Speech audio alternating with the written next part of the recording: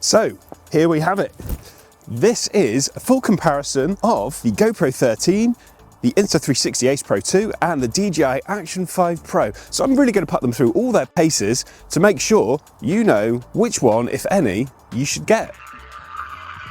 So while I was there, I thought I'd do a crazy running up the hill experiment. So this is all 4K 120 across the board to see the differences between the three cameras.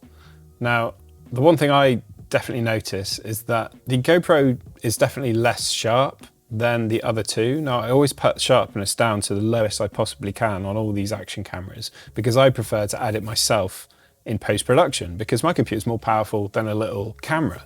And so I think it can do a better job. Often I don't add any sharpening. It's only sometimes that I feel the need to.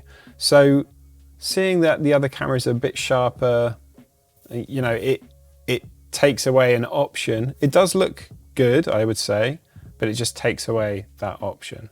Now, resolution-wise, in 4K 120, you'd expect there to be less detail, but all of them, I don't know, what do you think? They look pretty good, don't they? Colouring-wise, I always find with the GoPro it's a little warmer, so I have to cool it down a little bit. The GoPro, you can do a boost slow-mo mode, so you can get 400 frames per second in 720p. With the DJI Action 5, you can film a clip in 4K 120 or 1080p 240, and then you can create sort of artificial frames in camera, and it will give you a small section of super slow-mo. The 480 FPS file that I did from the DJI gets output as a 1080p file. And I must admit, it looks fairly good for the most part. If there's a lot of detail and things going in crazy directions, it will look a bit odd. But for this situation, I think the DJI looked pretty good. What do you reckon? The GoPro is all real frames and it's a burst, so you get 15 seconds in 720p and above. Up to 5.3K, you get a 5-second burst of 120. So you can shoot 5.3K 120 on the GoPro. Let's have a look at their quick release systems. The main standout feature of the GoPro is that you can mount it both ways. And the operation is solid and there's like no wiggle. It's really, really solid on there. And you still retain use of the 2-finger mount plus the screw hole mount all in one. So you've got all the options. Just like the GoPro, it has the buttons visible on the side that you can press. It has a locking mechanism too. So when you lock that switch across there, you can no longer take it off. Now the Action 5 is quite different to the other two in the way that the buttons are kind of hidden, and it makes it slightly more awkward to actually get to it and to remove it. It's not as easy to use, but in a way it might be a little bit safer. Now, the main letdown with the DJI one is that it's all plastic. So although the mechanism itself is quite secure, because it's plastic, the plastic flexes and moves a bit more than the other two do. Another plus with the Action 5 is that when you've got the case that comes with it, you can also mount it in this orientation. Now you can get an accessory with the Insta360 one that allows you to do that, but that's additional. You have to add it on the side, much like this cage here. GoPro, no such accessory exists as of yet, but because of the sensor shape and size, you don't actually need to mount it on its side to get a good resolution with portrait filming. So as it was a kind of gloomy day, I decided to go down to this canal to try shooting in this sort of lowish light environment, but the sky was still bright. So perfect opportunity to test out the HDR on these cameras. So this first shot is in non-HDR mode, although DJI is always in HDR. The GoPro is in log, the DJI is in log, and the Insta360, I chose not to use the log profile. And you can see the result is that the Insta360s come out with quite a nice, bright, crisp exposure. The GoPro looks slightly dingy.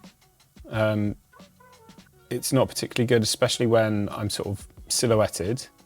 And the DJI is not much better. It's overexposes the sky in order to get good exposure on me.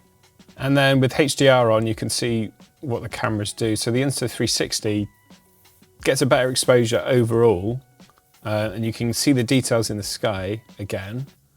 But you can kind of see that without the HDR. Now with the HDR on, you get a better overall exposure, but it has a HDR look to it. It looks slightly unusual, like not as realistic as the shots before, but at least the exposure and colors are better in the sky and on me, the subject in the video.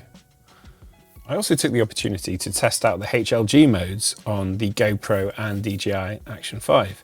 It's not available on the Insta360, unfortunately. To pilot on a Rec 709 timeline, you have to convert it. Once you've done that, this is how it looks. This might be the secret sauce to get the best GoPro footage. It actually looks pretty good. I think it definitely looks better than the HDR on the GoPro. It's similar, but it feels like there might be something in this. The DJI and HLG then converted to the Rec 709, I thought looked a little muddy, but you can kind of bring down the midtones and exposure to sort of crush the blacks a bit, and it does look a lot better. So anyway, that got me thinking. I've got another comparison here, and it's in HDR on all three cameras, and this time I'm in a sunny environment. Weirdly, the things I was noticing is it kind of backs up what I was saying before, that the DJI tends to bring the shadows right down, so you get quite a deep contrast and those deep blacks, whereas the GoPro, you can see more in the shadows. There's more detail in the shadows than the HDR, and the Insta360 looks like something sort of in between. So I've been going over this footage quite a lot, and I'm not sure which one I prefer, really. So let me know which one you think is the best out of these three. So something I noticed with the log profiles now, all three of them come with log. And what I've noticed with the Insta360 log is that even though you can turn HDR on and off in the menu, it always shoots with HDR. And so with that really sort of contrasty crushed black look and the lines around the outside, if you don't want that look, then don't use the log, just use the standard profile. And actually, I think the standard profile looks better and has better colors. So you can see that there's actually more detail in the standard profile than in the log profile. So personally, I wouldn't recommend using Insta360's log profile. Now, another thing to note about it is that it's only 8-bit. Insta360 really should catch up and bring 10-bit out to match up with the other two cameras. In the same space, I also shot with the GoPro, and I just wanted to compare the HDR and the HLG. And although you can get similar results with both, the HLG, I find, gives you more flexibility to do something more with it. So in between the log profile of the GoPro and HDR, there seems to be more color information in the sky. The sky is slightly oranger. And then with the HLG that's then converted to Rec 709, there's even more detail and color information in the sky. So this may well be the secret, and I thought I'd investigate further. With the log profile, with the LUT applied and then color corrected, you can see in the area of the sky next to this sort of red building here, you can't really see any details in the clouds. Yet if we look at the HDR image, you can see the clouds there. And if we look at the HLG image, not only are the clouds there, but there's slightly better exposure overall and more color information. There is just more flexibility with the HLG profile. So this really is probably going to be the way I shoot from now on. I can imagine with the GoPro 13, it's because there's just more information to work with. So I thought I'd give another fair shake between all three. So this is all three shot in their log profiles. When you're shooting in log on the Ace Pro 2 and the Action 5, HDR will be turned on by default. Whereas the GoPro, when it's in GP log, there's no HDR applied. So we can see the differences here. I really am interested to see what people think of this. HDR is one of those looks where, because it's fairly new, people are still getting used to it. So what do you think? Do you like that look? Do you prefer it? Or do you prefer the non-HDR look that you get on the GoPro with the log? Let me know. With the photo mode was really quite interesting because all three of them can shoot raw images. Now, the Ace Pro has a 50 megapixel photo mode. The Action 5 is 40 megapixels and the GoPro is 27 megapixels. Shooting in RAW is the way to get the best quality photo because the JPEGs that are produced are definitely much lower quality than the RAW image allows to edit. And when you zoom in on these RAW images, You can see there's a lot of detail in all of them. And it just makes me think, if only they could shoot this in like a video format, you'd have some unbelievable quality. But unfortunately, the processing power required to do that is quite high, and a little action camera is just not capable. But it does make you think that maybe we can use these for photos more than people really give them credit for. So maybe it's worth investigating and trying. So with the time-lapse mode, obviously you've got a lot of adjustment and settings you can do in all the cameras. It does seem quite close to cool. Again, the Ace Pro and the DJI seem like they're more ready to go straight away, so you could just take that file and straight away put it on your social media or whatever you're doing. The GoPro is like more of a raw image that you can adjust and move around to what suits you. So DJI have an interesting mode, which is this tracking mode. So it worked better than I imagined it would. So it just picks you up as soon as you walk into the frame, and then will track you and create from the 16:9 image. It crops in automatically into a 9:16, and so you can put it straight in your. It'll just track you, and then this is the result. So of course we had to do a low light test. So when you're in these low light situations, the Action 5 and the Ace Pro 2 both have night modes, which improve the low light stabilization. And so you don't get so much juddering in the background, and it actually gets you a better exposure overall. How they do this, who knows? But we can see it does have an impact. Now, it's just great to have the option. The GoPro doesn't have this, and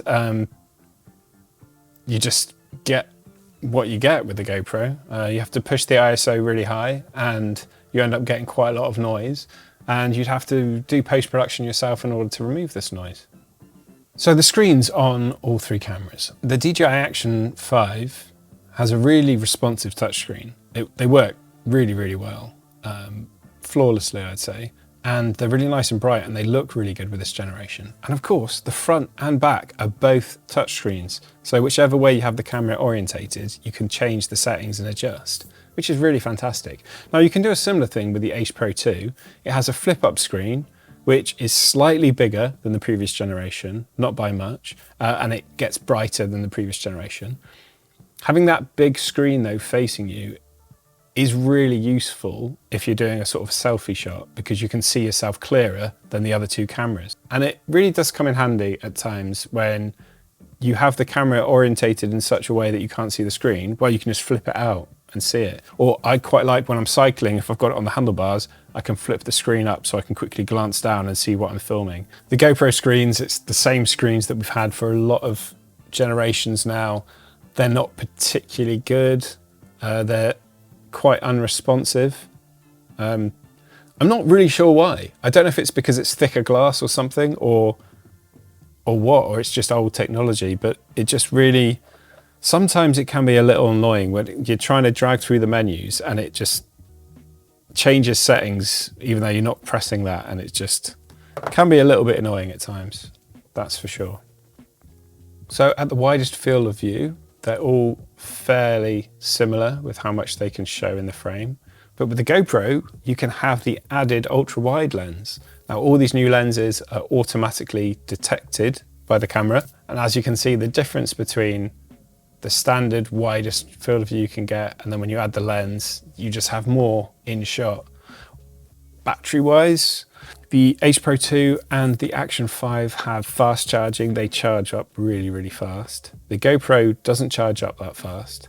I don't know why they've decided not to. GoPro have given us a new accessory, which is a magnet charger. So you can have a side door that's always affixed to your camera, stays waterproof with this side door on, but there's some metal contacts on the outside of it. And when you attach the special magnetic cable, it starts charging from there.